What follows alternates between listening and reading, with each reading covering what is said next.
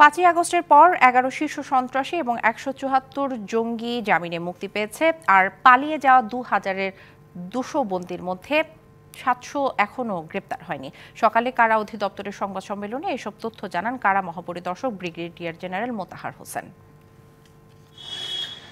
দেশের কারাগারগুলোর বর্তমান অবস্থা জানাতে কারা অধিদপ্তরে সংবাদ সম্মেলনের আয়োজন করা হয়। এই সময় গত 3 মাসে দেশের সর্বমোট 69টি কারাগার নিয়ে বিভিন্ন পরিকল্পনার কথা জানান কারা মহাপরিদর্শক। অতি পুরাতন কারা আইন এবং বিধিবিধান সংস্কারের উদ্যোগ গ্রহণ করা সহ কারা কর্মকর্তা কর্মচারীদের কল্যাণমুখী নানা পদক্ষেপ ইতিমধ্যে গ্রহণ করা হয়েছে। ইতিমধ্যে 1899 জনের একটা জনবল অলরেডি অ্যাপ্রুভ হয়েছে এবং আরও জনবলের চাহিদা আমরা প্রেরণ করেছি।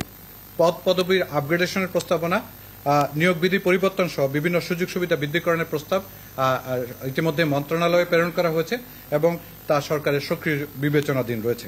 সাংবাদিকদের বিভিন্ন প্রশ্নের উত্তরে তিনি বলেন, ছাত্র জনতার অভ্যুত্থানের পর জেল থেকে জামিনে মুক্তি পেয়েছে 11 শীর্ষ সন্ত্রাসী। জামিনের ক্ষেত্রে যেটা হচ্ছে, আমরা যেহেতু হটলাইন শিয়া বাটার ও ভিটামিন ই সমৃদ্ধ lily glam beauty soap, lily always beautiful চালু করার ব্যবস্থা করছি। আমরা আশা করছি যে এই তথ্যগুলো আপনারা হটলাইনের মাধ্যমে আমাদের কাছ থেকে সংগ্রহ করতে পারবেন। পালিয়ে যাওয়া 2200 মধ্যে গ্রেফতার 1500।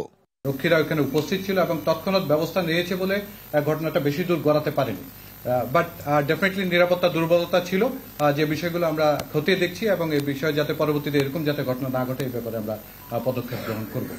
কারাগারগুলোতে প্রিজন সেল নির্মাণ হলে অনেক অনাকাঙ্ক্ষিত ঘটনা এড়ানো যাবে বলে মনে করেন কারা মহাপরিদর্শক। কেন্দ্রীয় কারা হসপিটাল যখন বাস্তবায়িত হবে। Ariful Islam, DBC news, Dhaka.